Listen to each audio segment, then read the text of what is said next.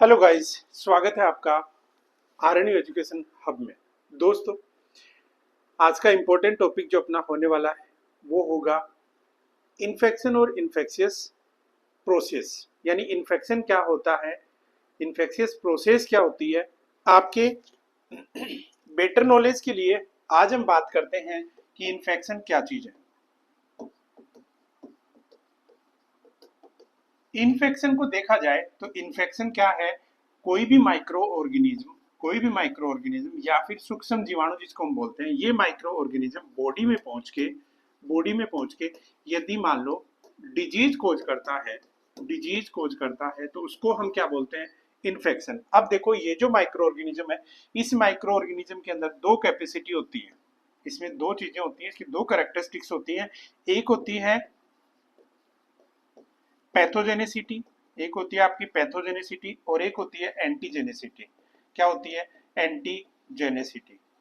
Pathogenicity और antigenicity दोनों word जो है वो काफी इंपॉर्टेंट है, इनको समझना बहुत जरूरी है कि पैथोजेनेसिटी क्या होती है और एंटीजेनेसिटी, तभी जाके हम कोई भी इंफेक्शियस ऑर्गेनिज्म के बारे में बात कर सकते हैं।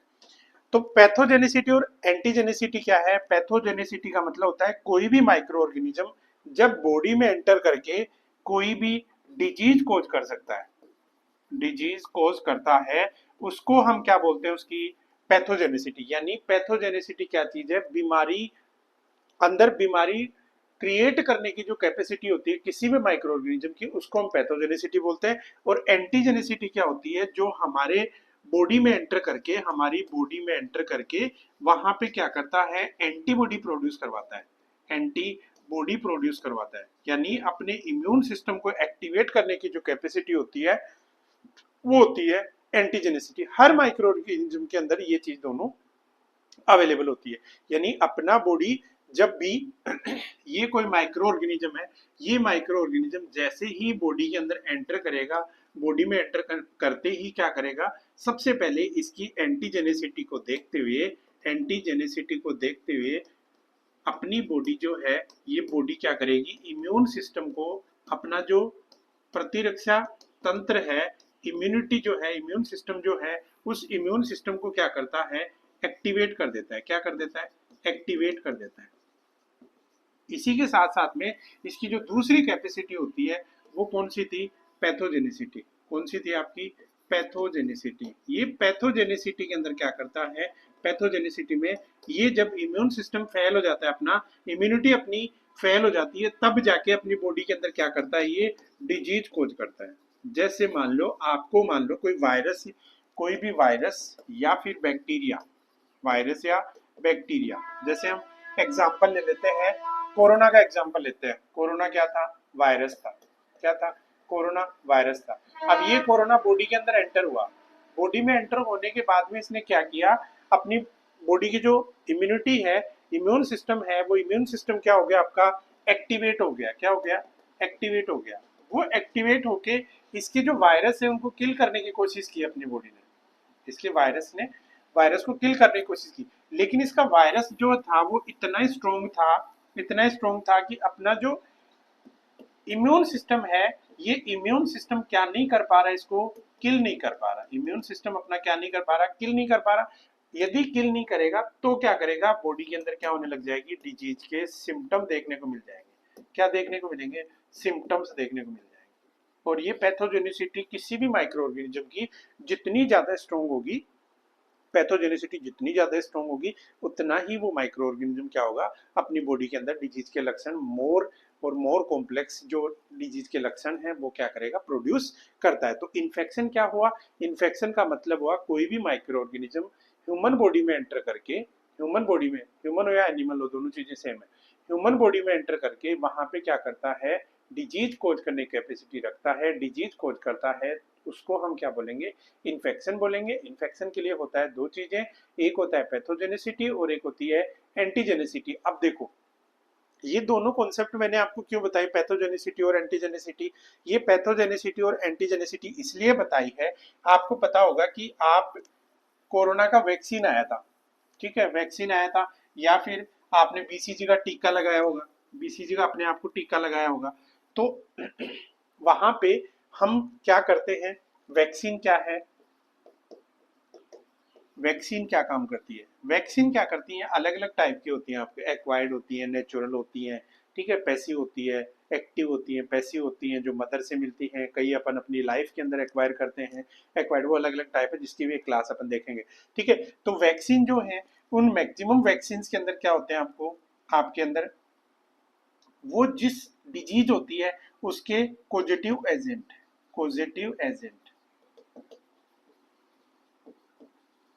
पॉजिटिव एजेंट ही हम क्या करते हैं, बॉडी में इंट्रोड्यूस करते हैं। यानी कहने का मतलब ये है कि किसी भी वैक्सीन को हम बॉडी में इंट्रोड्यूस करवा रहे हैं तो उस वैक्सीन में है क्या, उस वैक्सीन में ऐसा क्या है जो हम बॉडी को दे रहे हैं। तो उसी बीमारी का क्या होता है, उसमें पॉजिटिव ऑर्गेनिज्म होता है, माइक्रो ऑर्गेनिज्म, जिसकी वजह से, जैसे मान लो कोविड-19 जो वायरस था आपका, ठीक है, वो कोविड-19 के वायरस से ही हम क्या करते हैं, उसकी वीक फॉर्म क्या करते हैं, बॉडी के अंदर इंट्रोड्यूस करवाते हैं। उसकी वीक फॉर्म का वर्ड समझना, वीक फॉर्म उसकी हम बॉडी के अंदर इंट्रोड्यूस करवाते हैं। अब इसके लिए सर यदि हम वही देना है तो बीमारी खोज कर रहे हैं बॉडी के अंदर, ऐसा नहीं है। मैंने दो कंसेप्ट आपके सामने बताई है, एक था आपका एंटीजेनिसिटी और एक दूसरा था पैथोजेनिसिटी। अब ये सोचो आप, ये तो क्या थी, पैथोजेनिसिटी क्या थी, जो डिजीज खोज करने की यानी लक्षण प्रकट करने की जो कैपेसिटी थी वो कौन सी थी, आपकी पैथोजेनिसिटी। और एंटीजेनिसिटी जो इम्यून सिस्टम को एक्टिवेट करती है। अब ये बताओ, किसी माइक्रो ऑर्गेनिज्म, ठीक है, किसी माइक्रो ऑर्गेनिज्म चाहे वायरस हो चाहे बैक्टीरिया हो, उनमें से हम यदि उसकी ये खत्म कर दें, पैथोजेनिसिटी खत्म कर दें और वो रख लें, भाई साइंटिस्ट का क्या काम है, यही तो काम है इनका, चीर फाड़ करके अंदर से निकालना क्या चीज रखनी है क्या चीज देना है, तभी तो वैक्सीन बनती है, वरना तो हर कोई ले जाके वायरस पिला देगा। तो अब यदि हम इसकी पैथोजेनिसिटी खत्म कर दें, इसका मतलब ये इसके जो करेक्टरिस्टिक्स थी वो बॉडी में क्या करेगी, डिजीज के लक्षण प्रकट नहीं करेगी, ठीक है। और ये रख लें अपन एंटीजेनिसिटी, एंटीजेनिसिटी। अब जैसे ही मान लो हमने कोई माइक्रो ऑर्गेनिज्म वैक्सीन के थ्रू बॉडी में इंट्रोड्यूस कराया, तो बॉडी क्या करेगी, बॉडी का इम्यून सिस्टम उस माइक्रो ऑर्गेनिज्म पहचानेगा, पहचान के उसके खिलाफ क्या बना लेगा, एंटीबॉडीज बना लेगा। क्या बना लेगा, एंटीबॉडीज बना लेगा। अब वो तो बेचारा वैसे वीक फॉर्म में है, तो उसको क्या कर देगा, वो किल कर देगा। अब किल करने के बाद में वो आगे आने वाला यदि कोई भी इन्फेक्शन आएगा तो पहली चीज तो बॉडी को पता चल जाएगा, अरे किसी भी रास्ते में, जैसे आपको दिल्ली एग्जाम देना है, नोरसेट के एग्जाम देने जाना है, फर्स्ट टाइम जब जाते हो आप तो दिक्कत आती है, कहाँ से बैठूंगा, कौन सी बस लूंगा, कौन सी ट्रेन का टिकट करवाना है, दिक्कत आती है। दूसरी बार में क्या होता है, आपको पता चला कि दिल्ली मेरा सेंटर है, उस टाइम में आप तुरंत आपके माइंड में क्लिक हो जाता है कि हाँ मेरे को वहां जाना है, वहां से बस लेनी है, वहां मेरे को मेट्रो स्टेशन मिलेगा, मेट्रो स्टेशन के बाद में मुझे वहां ऐसे ऐसे जाना है, क्लियर है। तो वहां पे आपको दिक्कत नहीं आती है। वैसा ही सेम बॉडी का है, बॉडी क्या करती है, वो जो माइक्रो ऑर्गेनिज्म है उन माइक्रो ऑर्गेनिजम्स को क्या कर लेती है, पहचान लेती है, और इन फ्यूचर यदि वो वायरस या वैक्सीन बॉडी के अंदर एंटर होता है, उस सिचुएशन के अंदर वो उसको पहचान कर तुरंत किल कर देता है। तो ये होता है आपका वैक्सीन। यानी इन्फेक्शन, इन्फेक्शन में दो चीजें मैंने आपको बताई, कोई भी माइक्रो ऑर्गेनिज्म बॉडी में एंटर करके बॉडी में डिजीज खोज करने की कैपेसिटी रखता है या फिर इन्फेक्शन हो जाता है, उस सिचुएशन को हम क्या बोलते हैं, इन्फेक्शन बोलते हैं। इन्फेक्शन के लिए जो इन्फेक्शियस मटेरियल होता है, यानी जो माइक्रो ऑर्गेनिज्म होता है, उसमें दो कैपेसिटी होती है, एक होती है आपकी पैथोजेनिसिटी और एक होती है आपकी एंटीजेनिसिटी। पैथोजेनिसिटी का मतलब डिजीज खोज करने की कैपेसिटी, डायरेक्ट क्वेश्चन आ सकता है आपके एग्जाम में, ठीक है। पैथोजेनिसिटी का मतलब डिजीज खोज करने की कैपेसिटी, और एंटीजेनिसिटी का मतलब बॉडी के अंदर आपके इम्यून सिस्टम को, इम्यूनिटी को एक्टिवेट करने की जो कैपेसिटी होती है, उसको हम क्या बोलते हैं, एंटीजेनिसिटी बोलते हैं। अब देखो क्या क्या पढ़ेंगे अपन इस इन्फेक्शन वाले चैप्टर में, क्या क्या चीजें, इन्फेक्शन होता है, classification of infection, source of infection, method of transmission, factors predisposing to micro organism, microbial pathogenicity. देखो नाम आ गया ना, अब आपको ये समझने की जरूरत नहीं होगी कि सर पैथोजेनिसिटी क्या होती है। टाइप्स ऑफ इन्फेक्शियस डिजीज, कौन कौन सी डिजीज है जो कि इन्फेक्शियस है, जिनके बारे में हमें ध्यान रखना होता है, क्लियर है। अब हम बात करते हैं कि इन्फेक्शन, इन्फेक्शन क्या चीज होती है। एक इन्फेक्शन क्या है, lodgement and multiplication of organism in the tissue of the host. अपन क्या है, होस्ट है। होस्ट हम भी हो सकते हैं, एनिमल्स भी हो सकते हैं, छोटे जानवर भी हो सकते हैं, कुछ भी हो सकता है। होस्ट के अंदर मल्टीप्लाई हो जाना है। अब देखो उनको क्या होता है, कोई भी माइक्रो ऑर्गेनिज्म यदि सिंगल माइक्रो ऑर्गेनिज्म बॉडी में एंटर कर रहा है, उसको अंदर क्या मिलता है, फ्री फॉर्म में ग्लूकोज वगैरह मिलती है, और अपने आप को सेटिस्फाई कर लेता है, वहां पे खाने लग जाता है और मल्टीप्लाई करने लग जाता है, ठीक है। मल्टीप्लीकेशन इतना फास्ट होता है, वो एक दिन के अंदर अपनी पता नहीं कितनी सारी कॉलोनियां बना लेता है, तो वही इन्फेक्शन होता है, ठीक है, वही इन्फेक्शन होता है। इसलिए अपन ऑपरेशन थिएटर के अंदर देखते हैं कि जितने भी इंस्ट्रूमेंट्स होते हैं उनको फ्री फ्रॉम इन्फेक्शन करते हैं, उनको स्टेराइल करवाते हैं। जितना भी अपन गाउन वगैरह पहनते हैं उनको भी स्टेराइल करवाते हैं, ग्लव्स पहन के काम करते हैं, क्योंकि वो सब स्टेराइल होते हैं, उनके ऊपर फ्री फ्रॉम इन्फेक्शन होते हैं वो, ठीक है। फ्री फ्रॉम जिसको स्टेलाइजेशन बोलते हैं अपन, जिसमें स्पोर्ट्स वगैरह माइक्रोब्स जितने भी होते हैं सबको किल कर दिया जाता है, ताकि बॉडी को जब ओपन करेंगे तो उसमें किसी टाइप का इन्फेक्शन नहीं कर सकें। अदरवाइज तो हम ऑपरेशन कहाँ रोड पे भी करवा सकते हैं, ऑपरेशन थिएटर की क्या जरूरत है। हर दिन के अंदर ऑपरेशन थिएटर, हर 1-2 दिन के अंदर ऑपरेशन थिएटर को हम क्या करते हैं, फ्यूमिगेशन करते हैं, जिससे कि अंदर यदि किसी टाइप का कोई इन्फेक्शन है तो उसको हम किल कर सके। और हर महीने यदि एनएपीएस का इंस्पेक्शन आपने पता हो, एम्स के अंदर नौकरी करनी है तो वहाँ पता होना चाहिए हर महीने आपका जो ऑपरेशन थिएटर है, वार्ड है, वहां से सैंपलिंग जाती है। कहीं ऐसा तो नहीं है कोई माइक्रो ऑर्गेनिज्म अंदर एंटर हो रहा हो और वो अपनी कॉलोनियां बना रहा हो, जो कि सीरियस हो सकता है, बाकी मरीजों को क्रॉस इन्फेक्शन दे सकता है। क्रॉस जो नोजोकोमियल इन्फेक्शन जिसको बोलते हैं, यानी हॉस्पिटल सेटिंग की वजह से किसी मरीज को किसी टाइप का इन्फेक्शन मिलता है तो उसको हम क्या बोलते हैं, नोजोकोमियल इन्फेक्शन बोलते हैं। क्लियर है? तो होस्ट के अंदर यदि मान लो अपना मल्टीप्लाइकेशन करता है तो उसको हम क्या बोलते हैं, इन्फेक्शन बोलते हैं। अब कुछ टर्मिनोलॉजी की बात करते हैं। प्राइमरी इन्फेक्शन क्या होता है? प्राइमरी इन्फेक्शन क्या होता है?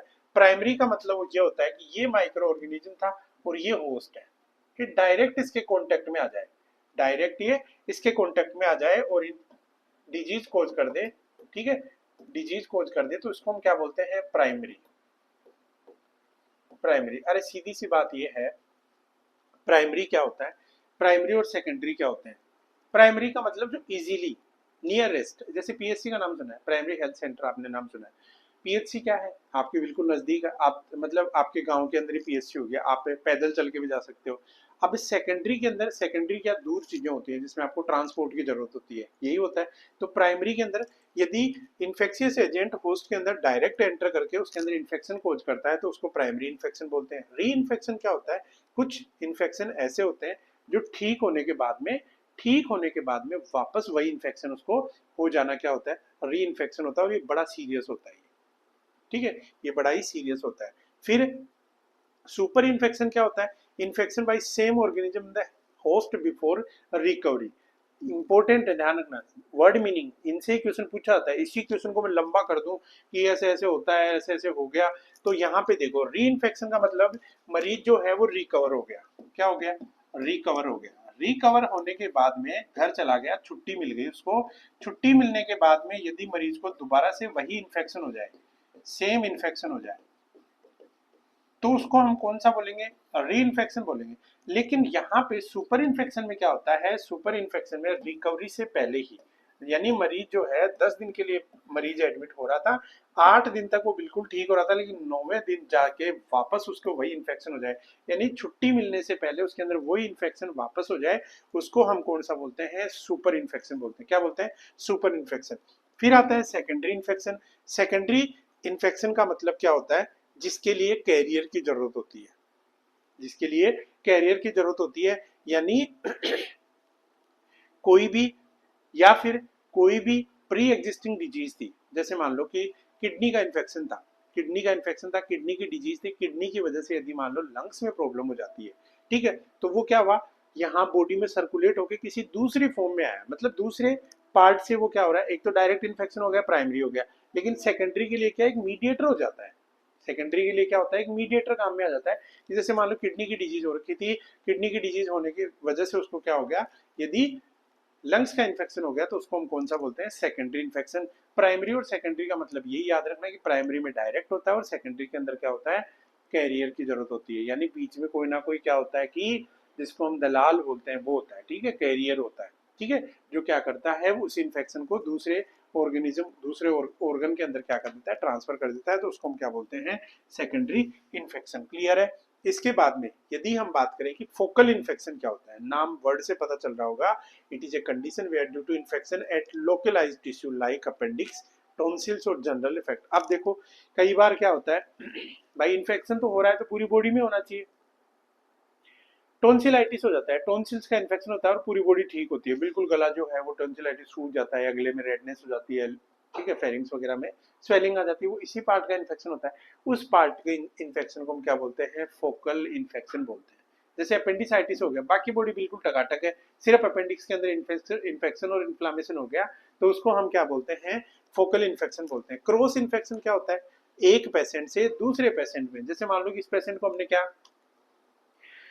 इंजेक्शन लगाया, उसका ब्लड अपनी बॉडी में अपने ग्लव्स के ऊपर लग गया, हम क्या किए दूसरे मरीज को भी क्या कर रहे हैं, जाके उसी ग्लव से यदि इंजेक्शन लगा रहे हैं, उसका ब्लड यदि उसकी बॉडी में एंटर हो गया तो वो क्या हो गया, क्रॉस इन्फेक्शन हो गया। क्या हो गया, क्रॉस इन्फेक्शन। इसलिए बोलते हैं कि क्रॉस इन्फेक्शन को रोकने का सबसे बेस्ट मेथड कौन सा है, हैंड वॉशिंग है। क्या है, हैंड वॉशिंग है। फिर आता है नोजोकोमियल इन्फेक्शन, क्रॉस इन्फेक्शन। अब क्रॉस इन्फेक्शन हॉस्पिटल सेटिंग से बाहर भी हो सकता है, क्रॉस इन्फेक्शन हॉस्पिटल सेटिंग से बाहर भी हो सकता है। जैसे मान लो आप बस में जा रहे हो तो बस में भी क्या हो सकता है, क्रॉस इन्फेक्शन। लेकिन वही क्रॉस इन्फेक्शन यदि हॉस्पिटल में होता है, यदि वही क्रॉस इन्फेक्शन यदि हॉस्पिटल में होता है तो उसको हम क्या बोलते हैं, नोजोकोमियल इन्फेक्शन। नोजोकोमियल इन्फेक्शन यानी हॉस्पिटल सेटिंग में होने वाला क्रॉस इन्फेक्शन क्या होता है आपका, नोजोकोमियल। अब आता है सब क्लिनिकल इन्फेक्शन, जहां पे क्या होता है, इसमें it is one where clinical aspects are not apparent, यानी हॉस्पिटल सेटिंग, हॉस्पिटल से उसका कोई रिलेशन ना हो, ठीक है, हॉस्पिटल का उससे कोई रिलेशन ना हो, तो वो कौन से होते हैं आपके, सब क्लिनिकल इन्फेक्शन। ये टर्मिनोलॉजी जो है वो काफी इंपॉर्टेंट है, ध्यान रखना, ठीक है। इसके बाद में आता है आपका पॉजिटिव एजेंट्स। पॉजिटिव एजेंट्स की स्टडी करने से पहले एक बार इसको रिवाइज कर लो। सब क्लिनिकल इन्फेक्शन समझ में आ गया, नोजोकोमियल इन्फेक्शन समझ में आ गया, क्रॉस इन्फेक्शन समझ में आ गया, फोकल इन्फेक्शन समझ में आ गया। इसी के साथ साथ में यदि हम देखें, सेकेंडरी इन्फेक्शन समझ में आ गया, सुपर इन्फेक्शन समझ में आ गया, री इन्फेक्शन समझ में आ गया और प्राइमरी इन्फेक्शन समझ में आ गया। आज की क्लास में इन्फेक्शन के बारे में इतना ही। अगले के अंदर इसको सोर्स ऑफ इन्फेक्शन बात करेंगे, ट्रांसमिशन ऑफ डिजीज बात करेंगे, चेन ऑफ इन्फेक्शन बात करेंगे, जिसके अंदर से आपके क्वेश्चन बार बार पूछे जाते हैं। तो मिलते हैं एक और नई क्लास के अंदर, तब तक के लिए आप सभी का thank you so much. Next class में हम इसकी जो डिटेल स्टडी है उसको और पढ़ेंगे।